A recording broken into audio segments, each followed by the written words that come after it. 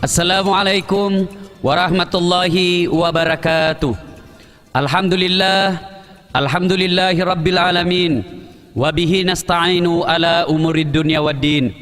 Asyhadu an la ilaha illallah wa asyhadu anna Muhammadan abduhu wa rasuluh.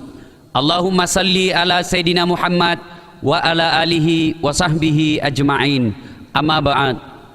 Ma'asyiral muslimin muslimat, pendengar suara Selebes yang insya Allah dimuliakan dan dirahmati oleh Allah Subhanahu wa Ta'ala.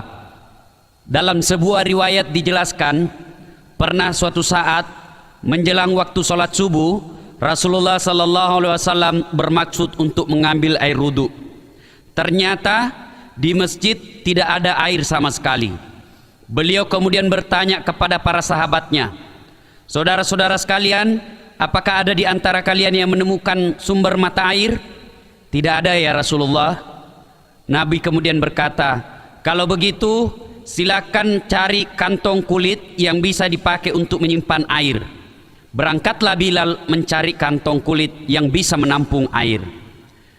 Beberapa saat kemudian Bilal pun kemudian datang membawa kantong kulit di hadapan Rasulullah SAW. Beliau kemudian meletakkan tangannya di atasnya dan membuka jari-jari tangannya. Dengan izin Allah, air memancar dari sela-sela jari Rasulullah SAW. Inilah kemudian menjadi salah satu mukjizat Rasulullah, yaitu jari-jari beliau dengan izin Allah dapat mengeluarkan air. Pendengar yang saya muliakan, Rasulullah SAW memanggil seluruh sahabatnya dan berkata, "Saudara-saudara, silakan ambil air wudu." Para sahabat pun kemudian bergegas mengambil air wudu. Bahkan salah satu di antara sahabat, Ibnu Mas'ud, malah meminumnya. Pendengar yang saya muliakan, setelah mereka wudu, Nabi kemudian memimpin salat subuh. Selesai salat subuh dan memimpin doa, Rasulullah SAW kemudian berbalik kepada para sahabatnya sambil berkata, "Saudara-saudara sekalian, apakah ada di antara kalian yang mengetahui siapa makhluk Allah yang paling menakjubkan imannya di muka bumi ini?" Para sahabat pun menjawab, "Malaikat ya Rasulullah." Nabi berkata, bukan malaikat yang paling menakjubkan imannya." "Kenapa ya Rasulullah?" Nabi kemudian menjelaskan, bagaimana malaikat tidak beriman dengan baik? Mereka langsung mendapat perintah dari Allah Subhanahu wa Ta'ala. Tidak ada perantara antara Allah dengan malaikatnya. Dari belakang ada lagi sahabat berteriak, "Saya tahu ya Rasulullah." "Siapa?" Sahabat itu kemudian berkata, "Para nabi dan rasulnya ya Rasulullah." Nabi pun kemudian menggeleng, "Bukan itu orang yang paling bagus imannya." "Kenapa ya Rasulullah?" Nabi kemudian menjelaskan, bagaimana nabi dan rasul tidak bagus imannya? Mereka, maksudnya para nabi, langsung menerima wahyu dan petunjuk dari Allah Subhanahu wa Ta'ala. Ada lagi sahabat berteriak, "Saya tahu ya Rasulullah." "Siapa?" kata Nabi. "Sahabat-sahabatmu, kami ini ya Rasulullah." Nabi pun berkata, "Bukan kalian." "Kenapa ya Rasulullah? Bagaimana kalian tidak beriman dengan baik? Tidakkah kalian hidup bersama dengan Nabi? Tidakkah kalian langsung mendapat fatwa dan contoh langsung dari diri saya?" Kemudian sahabat geleng kepala, "Kalau begitu, siapa orang yang paling bagus imannya di muka bumi ini ya Rasulullah?"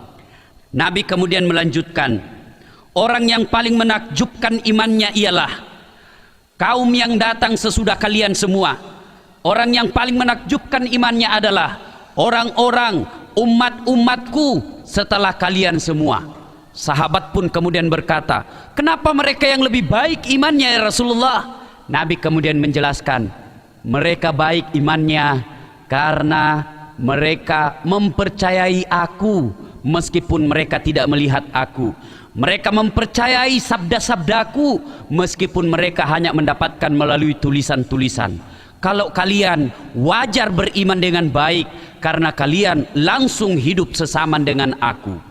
Pendengar yang saya muliakan, berarti kita ini umat Rasulullah zaman sekarang ini yang hidup setelah Rasulullah Sallallahu Alaihi Wasallam wafat, setelah para tabi'in dan tabi'in, kita inilah umat yang dijamin oleh Rasulullah sallallahu alaihi wasallam sebagai umat yang menakjubkan imannya, karena kita bisa percaya kepada Rasul, kita mengimani Rasulullah sallallahu alaihi wasallam meskipun kita tidak hidup bersama dengan Rasulullah, meskipun hanya melalui sabda-sabdanya yang kita baca melalui buku-buku peninggalan para ulama. Pendengar yang saya muliakan, beruntunglah kita orang-orang yang mengimani Rasulullah sallallahu alaihi wasallam meskipun hanya melalui berita-berita para ulama, meskipun hanya melalui sabda-sabda yang kita baca melalui teks-teks buku. Pendengar yang saya muliakan, sebagai akhir pembicaraan kita, manfaatkanlah keutamaan sebagai umat yang paling menakjubkan imannya ini dengan cara meningkatkan semangat kita untuk lebih memperdalam agama ini, meskipun hanya melalui pendekatan-pendekatan teks buku dan pendekatan mendengarkan dakwah dari ulama. Demikian, semoga ada manfaatnya. Saya Dasat Latif untuk pendengar Suara Celebes FM Makassar. Assalamualaikum warahmatullahi wabarakatuh.